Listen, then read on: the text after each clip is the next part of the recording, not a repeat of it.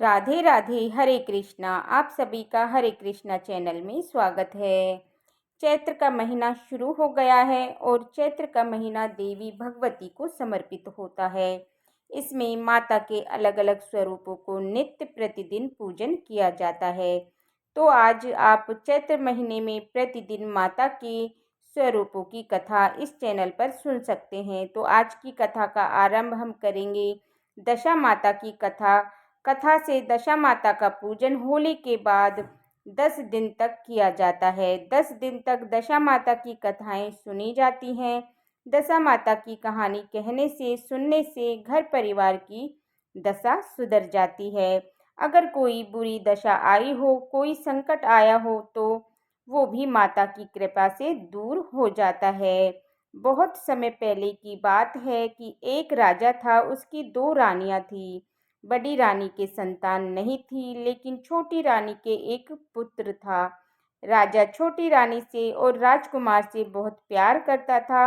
ऐसा करने से बड़ी रानी छोटी रानी से ईर्ष्या करने लगी, उससे जलन करने लगी। उसने सोचा कि अगर मेरे भी संतान होती तो राजा मुझसे भी प्रेम करते। अब वही बड़ी रानी राजकुमार के प्राण हर लेना चाहती थी। एक दिन की बात है, राजकुमार खेलता खेलता बड़ी रानी के चौक में चला गया।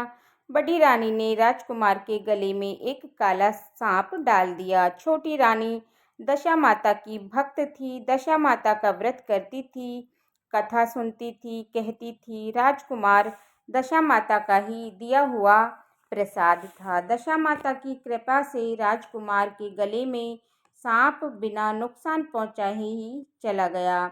दूसरे दिन जब राजकुमार बड़ी रानी के चौक में जब खेलते हुए गया तो बड़ी रानी ने कुछ लड्डू बनवाए और उन लड्डुओं में जहर मिलवा दिया। वे लड्डू राजकुमार को खाने के लिए दिए। राजकुमार जैसे ही लड्डू खाने लगा तो दशा माता एक दासी का रूप धारण करके आई और राजकुमार के हाथों से लड्डू छीन कर फेंक दिए।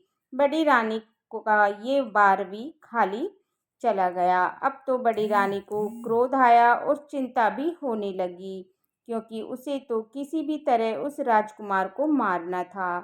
तीसरे दिन फिर राजकुमार बड़ी रानी के आंगन में खेलते खेलते हुए गया। तब रानी ने राजकुमार को पकड़कर एक कुएं में धकेल दिया। कुआं बड़ी रानी के आंगन में बना हुआ था, इसलिए किसी को शक भी नहीं हुआ और किसी को इस बात का पता भी नहीं चला कि राजकुमार कहाँ गया। लेकिन जैसे ही बड़ी रानी ने राजकुमार को कुएं में धकेला, दशा माता ने उसे बीच में ही रोक लिया, कुएं में गिरने से बचा लिया और कुएं में गिरने भी नहीं दिया। दोपहर हो गई, राजकुमार लौटकर नहीं आया। तब राजा और रानी छोटी रानी को चिंता होने लगी। अब तो दशा माता को भी इस बात की चिंता थी कि राजकुमार को कैसे उसके माता पिता के पास पहुंचाऊं। राजकुमार को तलाश करने वाले कर्मचारी भी निराश होकर बैठ गए।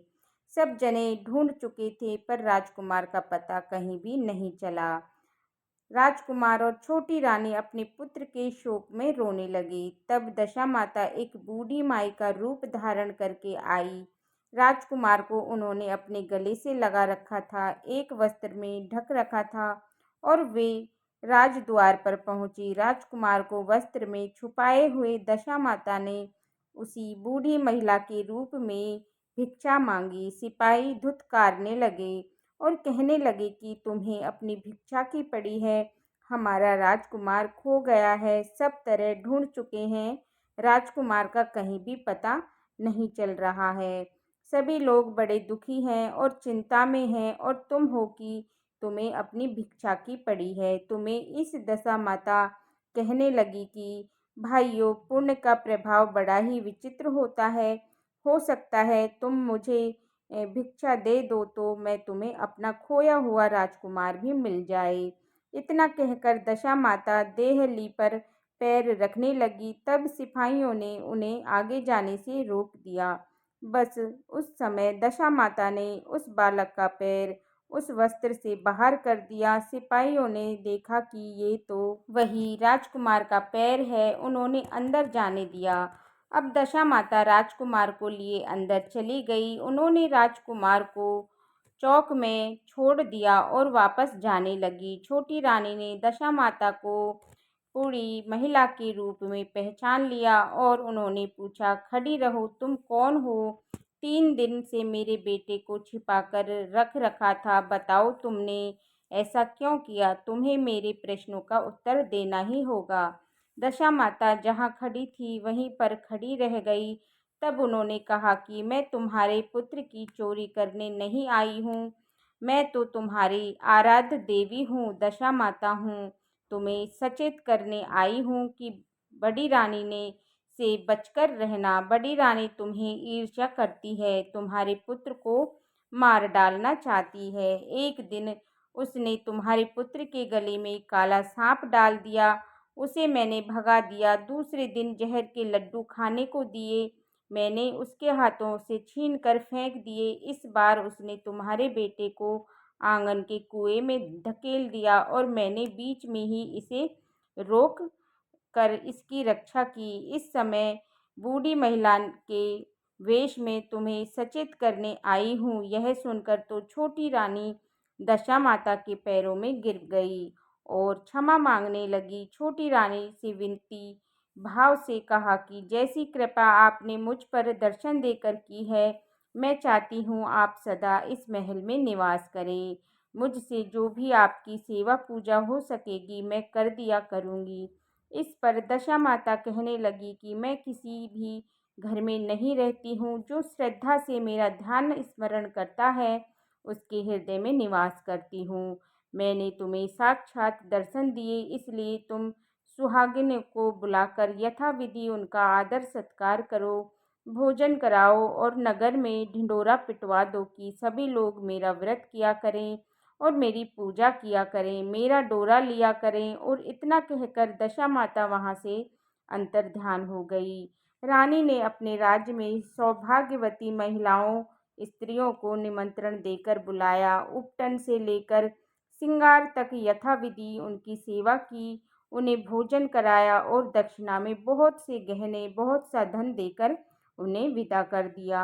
राजा रानी ने अपने राज्य में ढिंढोरा पिटवा दिया कि सभी लोग दशा माता की पूजा किया करें, दशा माता का व्रत किया करें, कहानी सुना करें और डोरा लिया करें। इस तरह से राजा रानी का जीवन सुखमय पूर्वक व्यतीत हुआ। हे दशा माता, जैसे आपने छोटी रानी पर कृपा की, वैसे ही जैसे आपने राजकुमार की रक्षा की, वैसे ही कहानी को कहते सुनते हुंकारा भरते आपकी पूजा करें और आपकी डोरा लिया करें और हर घर परिवार की दशा सुधारें। जय हो दशा माता की। अब इसके बाद हम एक विनायक जी की कहानी सुनेंगे। एक बार एक बुढ़िया थी, गणेश जी की सेवा पूजा बहुत करती थी। रोज मिट्टी के गणेश जी बनाती और रोज मिट्टी के गणेश जी गल जाते और रोज मिट्टी के गणेश जी बनाए फिर गल जाते। अब बुढ़िया के घर के सामने ही किसी सेठ जी की हवेली बन रही थी। बुढ़िया उस हवेली में गई और कारीगर से बोली, कारीगर कारीगर मेरे पत्थर के गणेश जी बना दो। कारीगर बोले, बुढ़िया तेरे पत्थर के गणेश जी बनाएंगे, इतनी देर में तो हम अपनी दीवार बनाएंगे, हमारे पास इतना टाइम नहीं है, किसी और से बनवा ले। अब बुढ़िया को बहुत बुरा लगा। अब बुढ़िया बोली, हे भगवान करे तुम्हारी दीवार टेढ़ी हो जाए। अब बुढ़िया से यह कहने के अपने घर चली गई। कह करके कारीगर जैसे ही दीवार बनाए, दीवार टेढ़ी हो जाए, फिर ढहा दे, फिर दीवार बनाए, फिर टेढ़ी हो जाए। शाम को आए सेठ जी। सेठ जी ने कहा कि आज कुछ भी काम नहीं किया। बोले, सेठ जी काम तो बहुत कर रहे हैं, लेकिन जैसे ही दीवार बनाते हैं दीवार टेढ़ी हो जाती है। इसके बाद कारीगर ने सेठ जी को सारी बात बताई बुढ़िया वाली की, कैसे कैसे बुढ़िया आई थी और उनसे गणेश जी बनवा रही थी और हमने मना कर दिया। अब सेठ जी बोले कि मुझे उस बुढ़िया के पास लेकर चलो। तो कारीगर सेठ जी को बुढ़िया के पास लेकर के गए। सेठ जी ने हाथ जोड़कर बोले, हे बूढ़ी माई, हमारी दीवार सीधी कर दो, हम तुम्हारे लिए सोने के गणेश जी बनवा देंगे।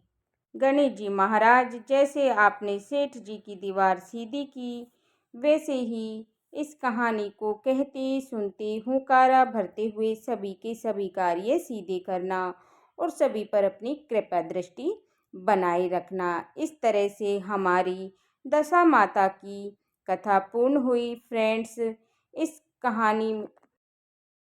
कथा अगर आपको पसंद आई हो तो मेरे वीडियो को लाइक करें और हरे कृष्णा चैनल को सब्सक्राइब करके बेल आइकन बटन को प्रेस कर लें, ताकि आने वाली नई वीडियोज का नोटिफिकेशन आप सभी को समय पर मिल पाए। देखने के लिए बहुत बहुत धन्यवाद।